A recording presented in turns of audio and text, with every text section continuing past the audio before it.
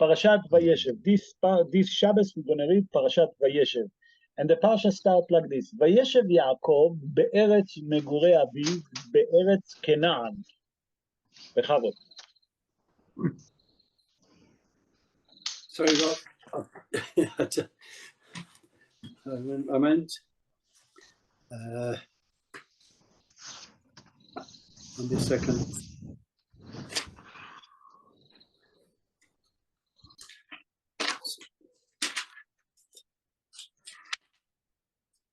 Oh my goodness. Here we are. Right. Can you hear me? Yes, sure. Good evening, everybody. Good evening. Jacob settled in the land of his father's sojournings, in the land of Canaan. Okay. If you look carefully at that place, Hazal tell us Yaakov settled down. Where is he settled down? And first of all, the Torah tells us he settled down. Then the Torah tells us he settled down in the land where his father, in the land of Eretz Canaan. Why twice the word land mentioned in the verse? Question number one. And the main question that we have to understand, what does it mean, Vayeishev Yaakov, and Yaakov settled down? Why does the Torah have to tell us that Yaakov settled down? While it doesn't tell us which no one else from the forefathers.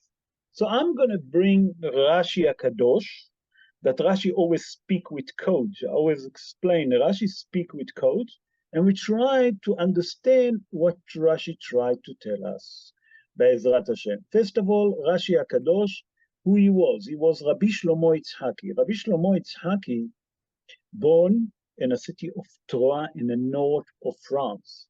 Okay, he born 900, and if I'm not mistaken, 932 years ago. Yeah, something like that. And Rashi say something very interesting. Look what Rashi said. Bikesh Yaakov lishev beshalva vekafats alav rogzo shel Yosef. What does it mean? Rashi tell us that Yaakov Avinu wanted to have now peace, tranquility. Okay, he wanted to rest from all the chores that he had. And we have to understand what is meant to sit in peace. So the Mefarshim explain that Yaakov in his life, from the beginning of his life, to that moment that he came back to Beersheba to settle down in Eretz Canaan. Eretz Canaan, it's the land of Eretz Israel. Didn't have a moment free. All of his life was troubled and suffering. He suffered a lot. The beginning, he had a problem with his brother when they grown up, with his brother Esav.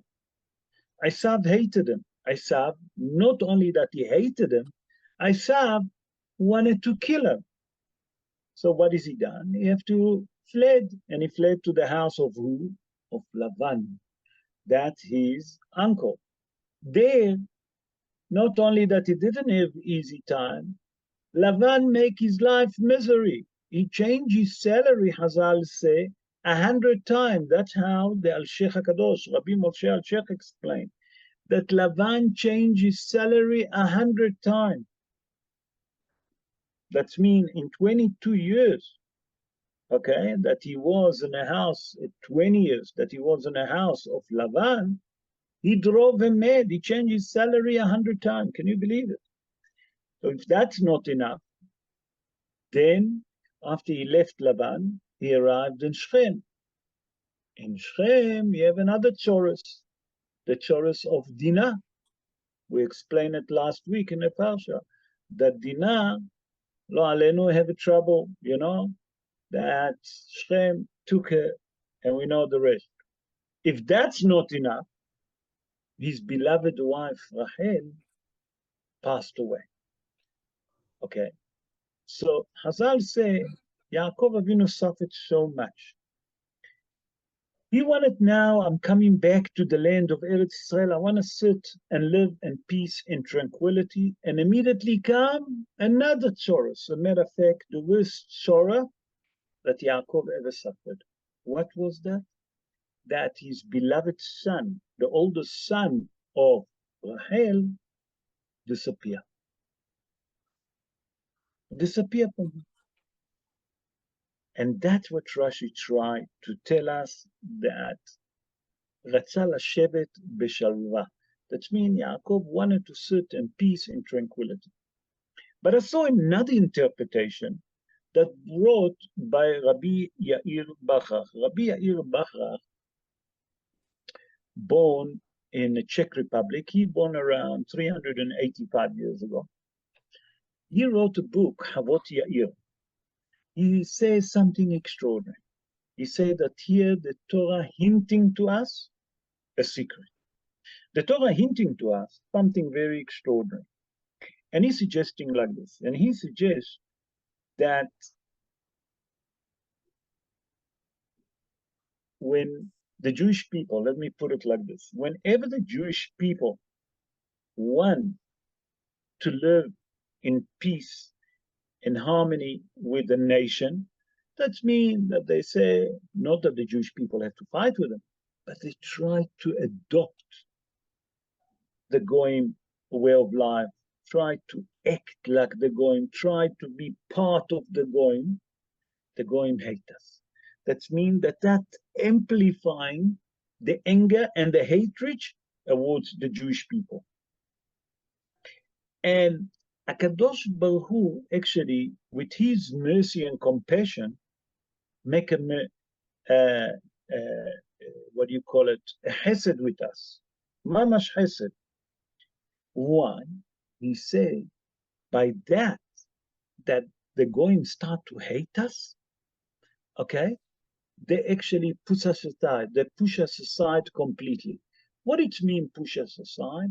That or they start to fighting with us, okay, or they actually not only starting to fighting with us, they trying to kill us. And that's the mercy and compassion. He said, because if HaKadosh Baruch Hu wouldn't imply the anger on us, the Jewish people will be vanished. The Jewish people will disappear. Why? Because after a while, we're going to get married, and we're going to have a lot of intermarriage, and the Jewish religion going to disappear. He said by that HaKadosh Baruch Hu see when the Jewish people suddenly have time to sit and they want to relax, to join other nation, to become part of other nation, okay, to adopt their custom, to go to their parties. Come to tell you that HaKadosh Baruch Hu hate us. He doesn't want it. He hate that behavior. Sorry, I say hate us, I say he hate that behavior. Come to teach us something very important, say the Rabbi Yair Bachach. It's to teach us something very important, that whenever the Jewish people trying to be part of other nation, immediately HaKadosh Baruch Hu amplifying the anger that they're not going to allow us to get connect with them. That's the Hidush. What it means, רצה לשבת בשקט, that the Torah hinting to us that the Jewish people have nothing to do with other religion. We Jewish, we must look after our religion, leave other nation alone. We mustn't try to be part of them. You are Jewish, you stay Jewish. That's what he tried to tell us. The second question that we say, be'eretz Megure Aviv, be'eretz Canaan. The word eretz mentioned twice. We have to understand why twice. I saw a beautiful commentary that brought by the Mahar. The Mahar who is Rabbi Chaim Vital. Rabbi Chaim Vital, born in a city of Tzfat 481 years ago. And he explained, you know why it's mentioned the word eretz twice? Dafka eretz, because he said that's what Yaakov Avinu was worried when he came to the land of Eretz Israel. Yaakov Avinu was worried because two things that he couldn't fulfill that regarding to the land of Eretz Israel. Say, that the Mahar, that Yaakov Avinu was worried from two things. The first thing, that he didn't live in Eretz Israel. And we know that the person that live in Eretz Israel has a mitzvah. Yaakov Avinu didn't have that merit. Not only that, said the Mahar, Yaakov Avinu didn't live in Eretz Israel with his father. He didn't merit for those 22 years that he was without him to honor him. He didn't have the mitzvah of kibud avaim. And that's what he was worried. To tell you that Yaakov Avinu, although that he was a righteous man, although that he was a tzaddik, Yaakov Avinu was worried that these two merits going to be a problem for him. And that's what it's mentioned, the word Eretz twice. Let's move on to verse 3. And in verse 3, it tells us something very interesting. וישראל אהב את יוסף מכל בניו, כי בן זקונים הוא לו, ועשה לו כתונת פסים. Now Israel loved Joseph more than all his sons, since he was a child of his old age, and he made him a fine woolen tunic. Well, fine woolen tunic, it's called the stripes. You know, the garment with the stripes. But let's explain, first of all, one thing in the thing that it's in the verse. The first thing that we have to understand, it said that Yaakov loved Yosef ki ben zikunim olo. Ben zikunim, it's the lameki, okay? What it means, lameki, we have to understand. Second thing, what does it mean, striped garment? What does it mean? What the word ketonet pasim mean? So Be'ezrat Hashem, I'm going to bring 4 different ideas. But the first thing that we have to say that it said that Yaakov Avinu Israel loved Yosef michol banav. He loved Yosef HaTzadik more than any other one of his kids. Why? Because he was a lameki. What kind of an answer is that lameki? What does it come to tell us? Can it be that Yaakov Avinu going to love Yosef more than any other one of his sons? זה לא כל כך פשוט. It's not so simple. The main reason that Yaakov Avinu loved Yosef, we have to understand what's hiding behind it and what the word love means. So to understand that, we have a commentary of Onkelos. Who was Onkelos? Onkelos was a convert. He was the student of Rabbi Akiva that lived during the time of the second destruction of the temple, just before. And he was the nephew of Titus, the wicked Titus that destroyed Bet HaMikdash. And when he converted, he wrote commentary on the written Torah and an oral Torah. And in this verse, in his commentary on the written Torah, listen what he said. Ben zikunim hulo, bar hakim hule.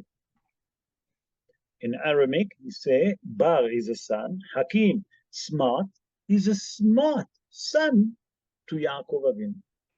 And that's it. There's no more explanation. Kam Rashi HaKadosh. Okay, and he explained by codes that, a matter of fact, what Onkelos tried to tell us, that Yaakov Avinu, all the Torah that he learned for 14 years in the house of Shem Vayeishev, in the yeshiva of Shem Vayeishev, he passed it to Yosef HaTzadik. Until here, that's what Rashi HaKadosh said. But what it means, all the Torah? To understand that came the Ramban. The Ramban is Rabbi Moshe ben Nachman. Rabbi Moshe ben Nachman, born in the city of Catalonia in Spain 429 years ago. In his commentary on the Torah, he says something extraordinary. He said that Yaakov Avinu taught Yosef HaTzadik all the secret of the Torah. That's mean the mystical part behind the Torah. What does it mean? He taught them Kabbalah. That means that he teach them all the secret of the Torah. Come the Mefarshim and say, wait a minute. But it said, Ben Zikunim ulo. You told me that he's the youngster. How can you teach Kabbalah to a youngster? A person that want to learn Kabbalah, there is certain categories before we learn. Number one, you have to be over the age of 40. Number two, you have to be a married person. And we know that Yosef was 17, in the age of 17. Number two, he wasn't married. So how did Yaakov Avinu taught Yosef HaTzadik all the secret of the Torah? Said the Rambam, that's why Onkelus Ager said, Ben Hakimulo. That means he's a wise son to him. What does it mean, a wise son? That Yaakov Avinu, when he saw that his son Yosef is not only wise, he's also mature enough that he can pass to him all the secret of the Torah. He can teach him now Kabbalah. And that's what it means, ki ben zekonim ulo. And then we say that we're going to talk about what it says in the verse, ve'asa lo ketonet pasim. And he made for him a garment with a special stripe. What is that garment that the brothers were so jealous of Yosef that they hated it for it, that they hate Yosef for it? So Chazal in the Gemara in Masechet Shabbat in page 10, folio 2. Listen what he explained. He explained that that garment that Yaakov Avinu made for or given Yosef was a garment with a long sleeve. What's the hidush here that there is a long sleeve? There's a short sleeve shirt, there's a long sleeve shirt. What's the difference? Say the Mefarshim and the Gemara in Masechet Shabbat like this. He say that when you see a person, and they in their time, that the person that used to wear a long sleeve shirt come to tell you that he was an honored man, that he never used to work with his hand. That means a person that have a long sleeve to show that he never used his hand to work physically with that. That's Hazal in the Gemara. That's how they interpreted the word ketonet pasim. I saw another interpretation that Hazal say that you know why they call it ketonet pasim? Yaakov Avinu make a special garment to Yosef HaTzadik. Said the Midrash Hiskun. In the Midrash Hiskun, it's a Midrash that's written by Rabbi Hiskiah ben Menachem. Rabbi Hiskiah ben Menachem, born in France, in the north of France, he born around 773 years ago, plus minus, okay? If I'm not mistaken. And he said, if you take the word ketonet pasim, pasim, it's in Hebrew, the word to him is piyus. That means that here Yaakov Avinu saw that the brothers hate Yosef HaTzadik. What is he trying to do? He make them a special garment to pacify him. Okay? For the anger of the brother. That means he tried to tell Yosef that although that the brothers hate you, he tried to pacify, and he made for them that garment. The third explanation that I'm going to bring, it's the interpretation of Rabbi Avraham Ibn Ezra. Rabbi Avraham Ibn Ezra, born in the city of Toledo. Toledo, it's a city in Spain. He born around 934 years ago, plus minus. And he said, you know why the Torah tells us ketonet pasim? Because that garment that Yaakov Avinu made for Yosef HaTzadik, it was embroidered garment. That means he hand embroidered, especially for Yosef HaTzadik. Okay, why did he done it? Again, because the brothers hate him. And now I'm going to bring now the fourth interpretation, and listen what it says.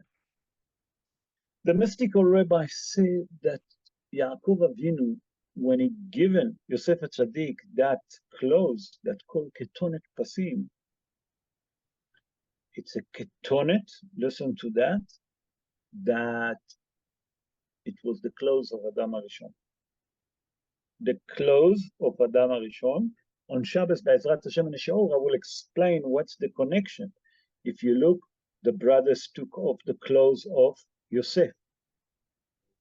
Okay, that means they changed his clothes. When Yosef was in the house of Potiphar, Vayazov bigdo beyada. Yosef, when the wife of Potiphar, Zulika, when she tried to seduce Yosef HaTzadik to immorality, he left his clothes in a hand. Again, changing clothes. Yehuda, the brother that we're going to speak shortly about, it said that Tamar changed her clothes.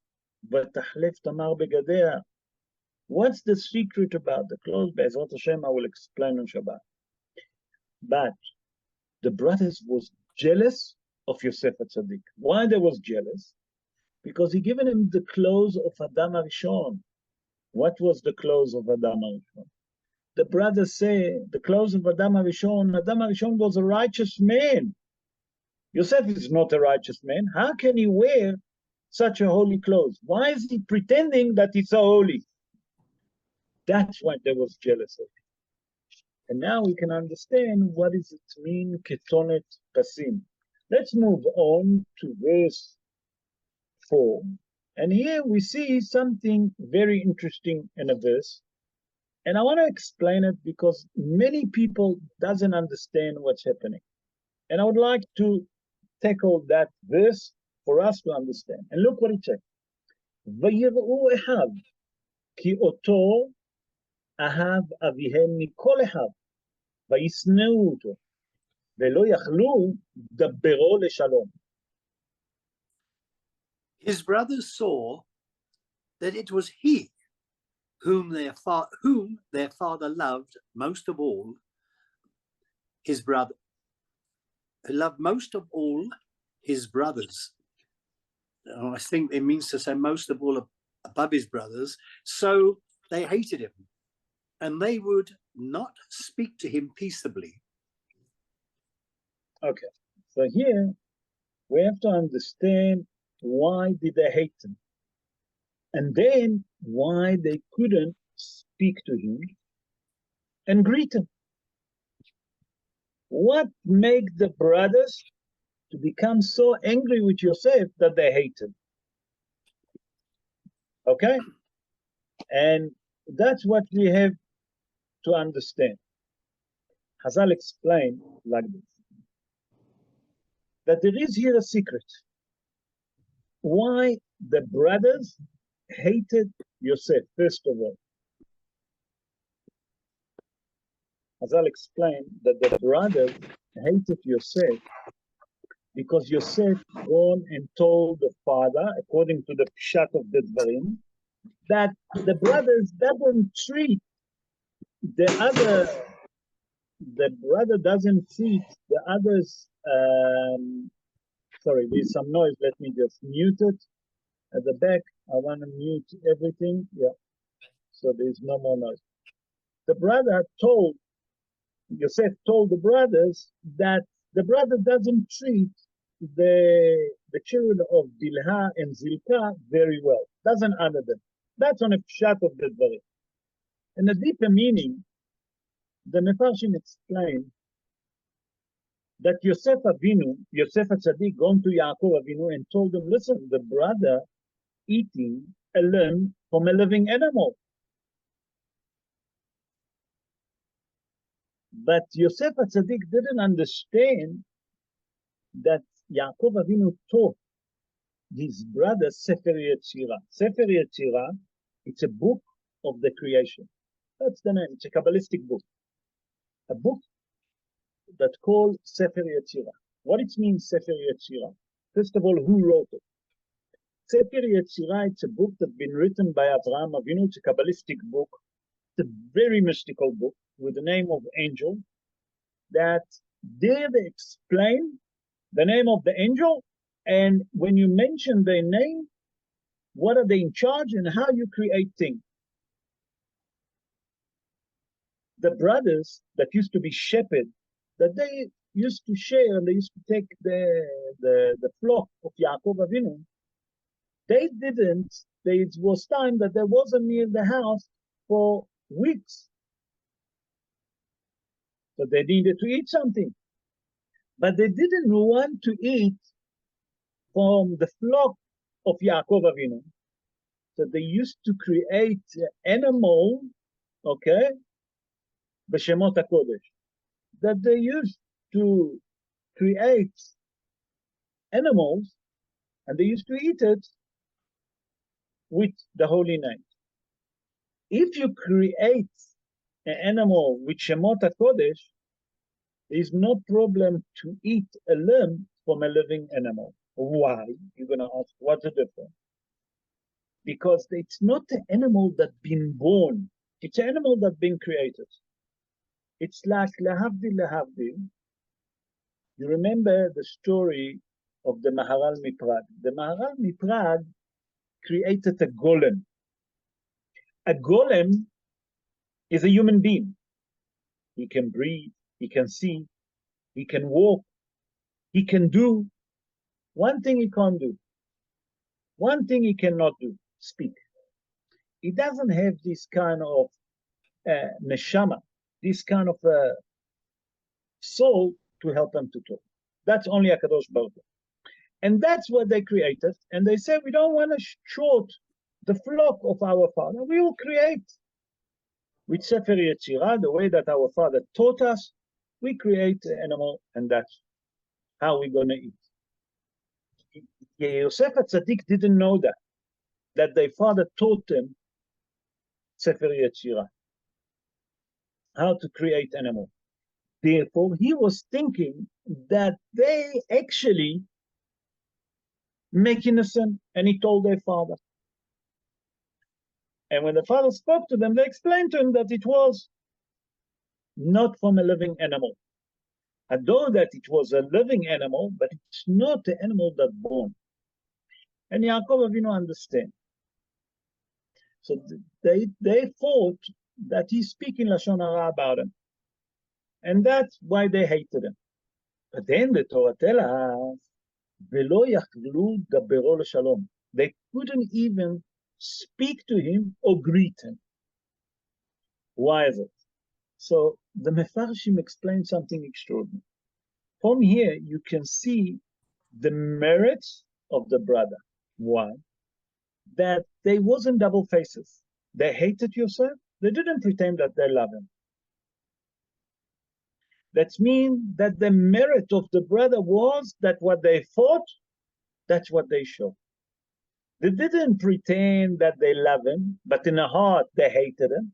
They didn't live double standard. That means that the brothers show Yosef exactly what they think about it. And I saw a beautiful interpretation of the Hatam Sofer, Rabbi Moshe Sofer. Rabbi Moshe Sofer, born in the city of Frankfurt in Germany. He born around 260 years ago. And he wrote a book, Torah Moshe, the Torah of Moshe. I explained these two books, the two commentary, two different rabbis that wrote the book Torah Moshe. One of them is Rabbi Moshe Al-Sheikh, okay? That's Al-Sheikh HaKadosh and Hatam Sofer. And they both, funny enough, commentary on a Torah. And say the Hatam Sofer like this. Hatam Sofer say in a Gemara in Masechet Psachim, in page 113, folio 1. Hazal say like this. הרואה בחברו דבר עבירה, מצווה עליו לשונאו. I'll explain. Say the Gemara in Masechet Psachim 113, folio 1. A person that sees in his fellow friend that he's doing something wrong, and he told him that he's doing something wrong, And also he continued to do it. Okay, he's doing it now, b'mezid. Okay, it's a mitzvah to hate him. The brother said, we told Yosef that he's talking Lashon Hara. He doesn't want to listen to us. And he's still pretending when he's with us, he come and he speak nicely to us. And he say, greet us, and how are you? But when he's with our father, he have double standard. He tittle on us. He speak Lashon Hara on us. How can it be? Said the brother, in that case, if he's double standard, if we have a double standard, then not only that we hate him, we don't want to talk to him. And now we can understand what caused the brother, number one, to hate Yosef. Number two, why they couldn't greet him, why they couldn't speak to him. Because the brother say, when Yosef is with us, he greet us, he's very nice. At the moment that he leave us and he go to our father, he speak Lashon Hara on us. No, doesn't this kind of a behavior we can't accept. We're not going to accept that behavior. Therefore, not only that we hate him that he spoke Lashon Hara on us, now he's double faces. No, we don't want to even talk to him. Now we can understand the two reasons why the brother hates Yosef, why they couldn't speak to him and greet him. Now we understand that. Why does the Torah tell us? Let's go to chapter 38, verse 1. And here we see something very extraordinary, and I want to share it with you. 38:1, I'm going there and here. And here we see a very strange story. The story is about Yehuda. The Torah speak about Yosef HaTzadik. Start with Yosef HaTzadik. In the middle, it's going to Yehuda, and then it's going back to Yosef. What's happening here? Why did the Torah stop the story of Yosef and tell us about Yehuda? But let's read what it says here. Vayehi ba'et hahi, vayered Yehuda me'et echav, vayet ad ish adulami, ushmo Hirat. It was at that time that Judah went down from his brothers and turned away toward an Adulamite, a Adulamite man whose name was Hira. Yeah, very interesting. What it means brought down from his brother? What is the story? Rashi HaKadosh asked that question, why is that story of Yehuda came in the middle? So the Mefarshim explained like that. The Mefarshim explained that Yehuda was like a king to his brother. He was in charge about it. And whatever Yehuda used to tell them, they used to listen to him. And we saw that when Yehuda told them to sell Yosef HaTzadik, they listened to him. But when the brothers saw how much pain and agony and sorrow caused to Yaakov Avinu when Yosef disappeared from him, because Yaakov thought that he been killed, Yosef HaTzadik been killed, they said to Yehuda, you know what, Yehuda, we made you a king on us. You was in charge about us. And if you told us not to sell Yosef, we wouldn't. We would listen to you. But because of you, look how much our father's suffering. We don't want you to be in charge about us anymore. Leave us. What's happened? Yehuda got upset and gone to a place that's called Adulam. There he met a man. And he took his daughter that was a Canaanite. And he married a Canaanite. Before that, his wife died. He married a Canaanite woman. He had two sons, and Onan, that was wicked kids. HaKadosh Baruch Hu killed them. And then not only that, HaKadosh Baruch Hu killed his wife. And what happened is the daughter-in-law, that her name is Tamar. Who was Tamar? The Mefarshim explained Tamar was the daughter of Shem, the son of Noah. Look how many years she lived. What happened? Tamar, after she married Er, and Er died, and she became a widow, but she didn't have kids. Then it was Onan. Onan also was a wicked, and he died. Say Yehuda, no, she mustn't marry. She have a din of Isha Katlanit. She have a law of a killing woman, a woman that basically have a curse on her that she killed men, but it's not true. Then the Torah tells us that she changed her clothes, and Yehuda didn't recognize her, and he married her. And after 3 months, they found that Tamar is pregnant. They told Yehuda. Yehuda passed the punishment of death on her. And when they brought him to Yehuda,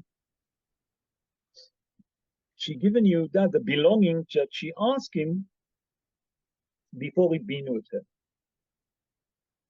And when Yehuda saw those belongings, he had two options: to admit it, or to say, listen, I'm ignoring it. I don't know what you're talking about. But Yehuda say, she's right. I'm wrong. I was wrong here. She's right. Say the Mefarshim, here you see the first way what's happened to Yehuda. The way down was when Yehuda didn't want to admit what he done wrong with his brother Yosef. That's brought him down where? Gone down until he reached the bottom line. What was the bottom line?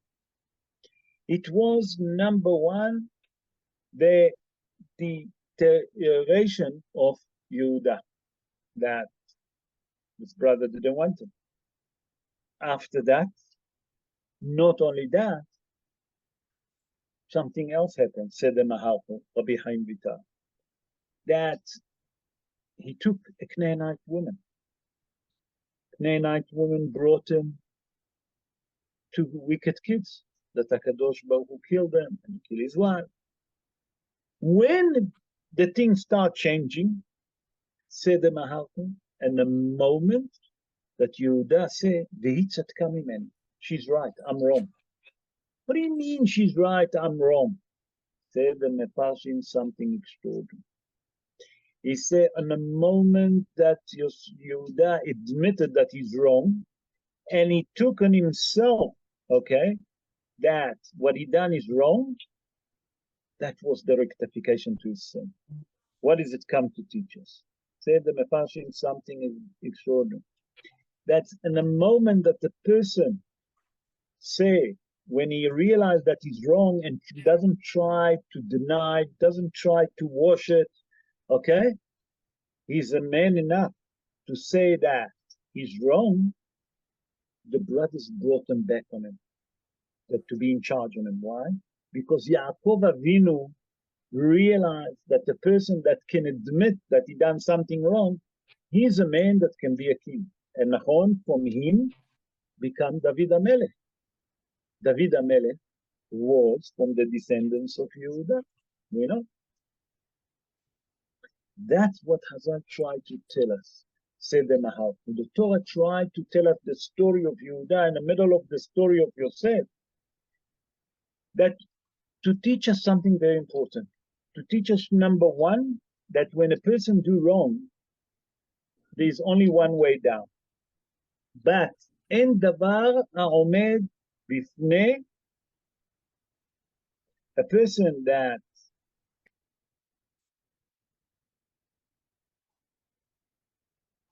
Hazal come to teach us here, that אין דבר העומד בפני התשובה. That means if you do tshuva, that's the Has Atonement. That the person that do tshuva, okay, HaKadosh Baruch Hu forgive all of his sins. And that was why the Torah put the story of Yehuda in the middle of what? In the middle of the story of Yosef. Let's continue and go to chapter 30. Whoa, the time is running. Wow. Let's go to chapter 39, verse 3. I want to do at least another 2 tonight. And let's see what it says here. Here I'm going to speak about Yosef HaTzadik and his master, Potiphar. When Yosef HaTzadik was a slave in a house of Potiphar. I just want to do a quick introduction. What does it mean, a slave? In a Torah, meaning of slave, it's a person that doesn't have any rights, no rights. Whatever the master tells him, he had to do. There is no question, there is no debate. I told you, you do. You have no rights whatsoever. Let's see what the Torah tells us. וירא אדוניו כי אדוני איתו, וכל אשר עושה אדוני מצליח בידו. His master perceived that Hashem was with him, and whatever he did, Hashem made, it says, made succeed in his hand. Okay. But I will it doesn't explain. make English sense. No, I will explain. It does make sense, I will explain. Rabotai, I'm going to bring now the Zera Shimshon, Rabbi Shimshon Chaim Nachmani, born in the city of Modena, in the north of Italy, 318 years ago. In his book, Zera Shimshon, we'll see what he asked. But first, I'm going to do the introduction. Here, the Torah tells us something very extraordinary, that Yosef was a slave in the house of Potiphar. Who was Potiphar? Chazal tell us, Tar HaTabachim. What it means, the minister of butcher. He was in charge. Who's gonna be, when they pass in the law to kill him, he used to be in charge. He used to kill.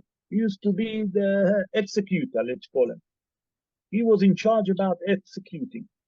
That means that Potiphar didn't have a lot of feeling. Number one, we have to understand. Potiphar didn't have any sentiment to anyone. And here comes a young child in the age of 17, not a child, a little man, a young man in the age of 17 to his house. And you see that something, since the day that that young man walked into his house, everything gets blessed. Potiphar wasn't stupid. Potiphar decided, I'm going to test that young man. Chazal explained, listen to that, what the Mefarshim explained. Chazal used to ask Yosef, bring me a cup of tea. Yosef used to go and bring him a cup of tea. He said, and I said to you, a cup of tea, that it's hot.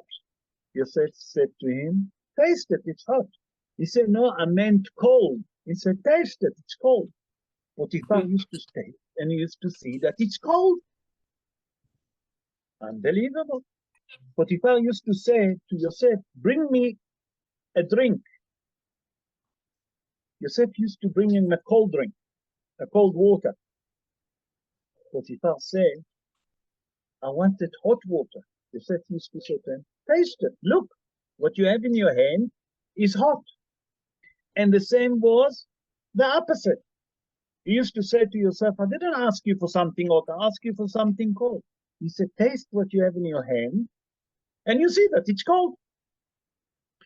Chazal said that when Potiphar saw that, he saw that the Almighty is giving a brocha to Yosef. Whatever he touch, whatever he do with his hand is a blessing. That means that if I tell Yosef HaTzadik to fix up the chair will never break anymore.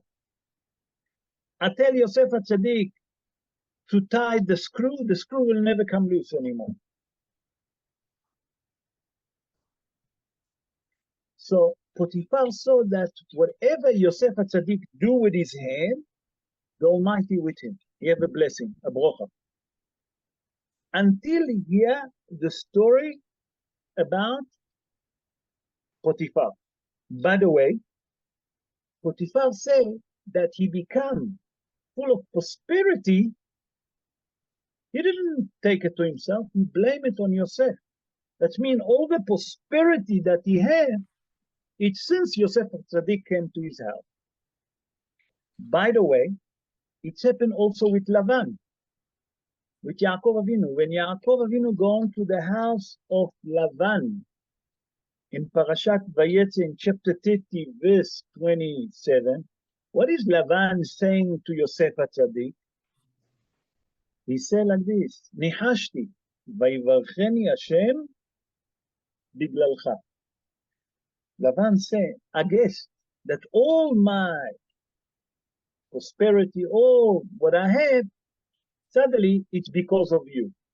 Chazal say, Lavan never had kids. When Yaakov Avinu came to the house of Lavan, suddenly he had kids. We know that one of them was Bil'am HaRasha. Not only that, Lavan wasn't rich. Since Yaakov came to him, the flock multiply every month. So Lavan became rich. What's the connection between them? Chazal say, if you look at verse 5, Jeffrey, I want you to read it. ויהי מאז והפקיד אותו בביתו על כל אשר יש לו, ויברך אדוני את בית המצרי בגלל יוסיף, ויהי ברכת אדוני בכל אשר לו בבית ובשדה. verse 6, ויעזוב כל אשר לו ביד יוסף ולא ידע איתו מאומה, כי אם הלחם אשר הוא אוכל, ויהי יוסף יפה תואר ויפה מראה. Jeffrey, I want you to read for us, please, verse 5 and verse 6, so I can explain. Right. And it happened that from the time he appointed him in his house and over whatever he had, Hashem blessed the Egyptian's house on Joseph's account, so that Hashem's blessing was in whatever he owned, in the house and in the field. He left all that he had in Joseph's custody, and with him present, he concerned himself with nothing except for the bread that he would eat. Now, Joseph was handsome of form and handsome of appearance. Okay, what's happening here? Potiphar realized that the blessing that he had, it's because of Yosef. What has he done? He said to Yosef, from now on, I tested you, I realized that Kadosh Baruch Hu with you, I'm leaving everything that belonged to me, you in charge about. I don't want to know nothing what's happening in my house. You in charge about my house. Everything that's happening, I leave it to you. The key to the safe, the key to whatever. You want to go and buy everything, you know where's the safe, you know where's the money, I leave it with you. The same happened with Lavan. That since Yaakov gone to him, he also realized that the blessing is because of Yaakov. What has he done? He left everything in the hand of Yaakov, all the animal. Until here, we understand. This is a very interesting story. Rabbi, listen to it in a Gemara in Masechet Sanhedrin in page 39, folio 2. I saw it last night. There's a story about the king Ahab. Ahab was a wicked king that worshipped idol. He was a Jewish king that worshipped idol. He married Izebel. Izebel was a daughter of the king of Sidon, okay, that converted. But as a matter of fact, she never converted. She still was idol worshiper. And in the end, she made Ahab worship idols. Okay. Ahab had a place, a person that used to take care about his house. The same like Yosef. The only difference that his name was Obadiah, the prophet Obadiah. And one day Ahab done a stock taking and he said to Ahab, Ahab, You pretend that you're a righteous man, but you're not a righteous man. Ahab said to him, why do you say that? I am a righteous man. He said, you're not a righteous man. He said, why? He said, I'll tell you why. He said, when Yosef HaTzadik gone to the house of Potiphar, the house of Potiphar was blessed. When Yaakov Avinu gone to the house of Lavan, the house of Lavan got blessed. He said, yes. He said, Adam is stock taking. I see that I lost a lot of money. And you're not a tzaddik. Why not a tzaddik? Because if you was a tzaddik, I would be blessed the same Yaakov Avinu blessed the house of Potiphar. The same Yaakov Avinu blessed the house of Lavan. I would be blessed. But because my house is not blessed, that means that you are not a righteous man. Come, Hazal in a Gemara, and ask a question. I don't understand. The Torah tells us that Obadiah was a righteous man. Yerei Elokim. He had the fear of heaven. Why the house of Ahab never got blessed? The same like what happened with Laban and with Potiphar. Come the Zerah Shimshon. Now here come the answer. And said the Zerah Shimshon, I'll explain to you why not. He said the difference is, when Yosef HaTzadik gone to the house of Potiphar, Potiphar left everything in his hand. He trusted him fully. When Yaakov Avinu gone to the house of Lavan, Lavan given him all the flock. He trusted him fully. But when Obadiah gone to the house of Ahab, it was the house of the king. When you sit in the house of the king, inevitably, he can't give you everything. Said the Zerah Shimshon, in a moment that you couldn't trust the tzaddik completely, you're not going to get the prosperity of the tzaddik. HaKadosh Baruch Hu not going to bring a prosperity on you. Potiphar, when Yosef gone there, he left everything in his hand. He trusted him fully. When he trusted him fully, the prosperity of Yosef HaTzadik also happened to the house of Potiphar.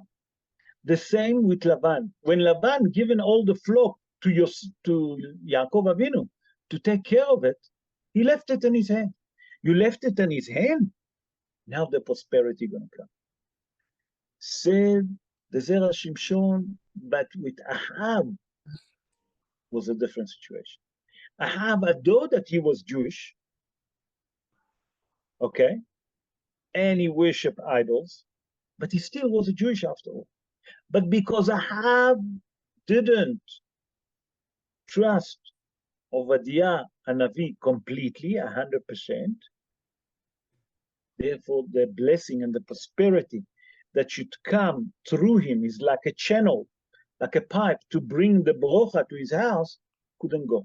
Why? Because Ahab interfered in the middle. And that's what blocked the prosperity, said the Zerah Shimshon. It's come to teach us something very important, Rabotai, and with that I want to conclude. I wanted to do another part, but the time is exactly an hour. I'm going to steal another 1 or 2 minutes. What is the message that we're learning here?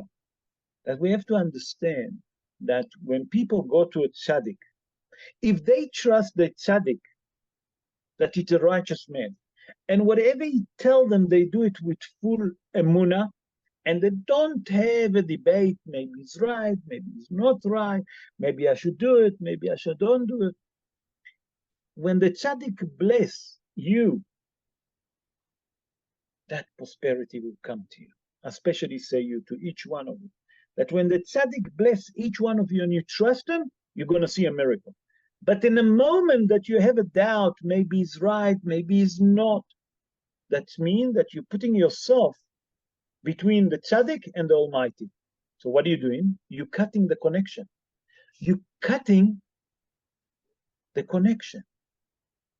That means the direct line that the tzaddik have with HaKadosh Baruch Hu, that he wanted to bless you, you basically put yourself in the middle. So there is no more connection. You stop the connection.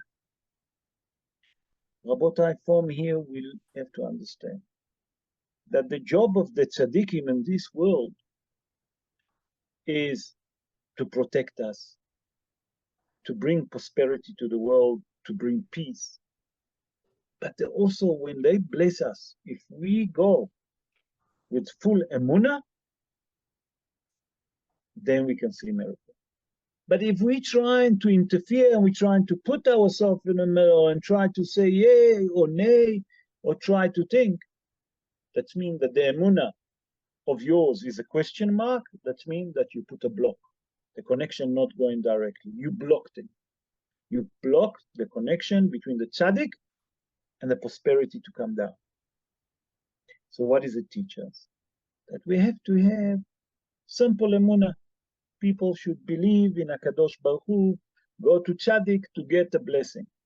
Again, I'm saying, if you go to a tzaddik and he asks for money, run away. Don't go to him. Because a tzaddik should not ask for money for himself. Why? Because HaKadosh Baruch Hu said, Ma ani bechinam, af ata bechinam. I'm doing everything for free, you also should do for free. And that's the key. Be'ezrat Hashem, that we should have emunat chachamim and the fear of heaven, and we live with full emunah in chachamim that give us the fear of heaven of HaKadosh Baruch Hu, and then HaKadosh Baruch Hu, Be'ezrat Hashem, will send us Mashiach Tzidkenu speedily in our day, Amen Ken Yeh Ratzon. I promise I'm going to speak about the latest Het. Rabotai, I spoke to it this evening quickly in Mishnah Sheor that I give straight after Mariv. If you look, what is the name of the war that we have at the moment in Israel? It's called Haravot Barzel, Iron Sword. But it starts with the letters Haravot, Het. Who are we fighting against? Hezbollah, Hamas, the Houthim, okay? The Khomeinim, all with Het. All with Het. Okay? Who are the ones that fighting against them? Hayalim, soldier, Het. What is the connection? Rabotai, today, over 1,000 special forces from the Hamas soldiers surrendered themselves. That's the beginning of the miracle of Hanukkah. The Het, the letters Het, stand for Hesed, kindness, mercy, compassion. HaKadosh Baruch Hu tried to tell us that in this word that called Haravot Barzel, you'll have more mercy and compassion and kindness that you ever think. And those that are going to go against you, they're also going to start with hate. But they ain't going to be down. And you're going to win it. Be'ezrat Hashem, that we should see miracle speedily in our days, and HaKadosh Baruch Hu will light the light of Hanukkah, that light will spread all over the world, and everyone will understand Hashem hu echad, ve'en od milevado. The Almighty is one, and there is no other God except Him. And all of those what people scream and all the time say that in the name of Allah, in the name of that, and then I don't know which God they're referring to. Definitely not to the Almighty. Because if they're referring to the Almighty, they wouldn't behave like they behave, because that's against all the Torah. Because in the Torah, I tell you not to commit immorality, not to rape, not to have sexual relationship with a man, okay? Not to harm people, not to kill, not to murder. And they broke all the laws. So I don't know in which name or which what they're naming the war. Definitely not in the name of our God. That's for sure.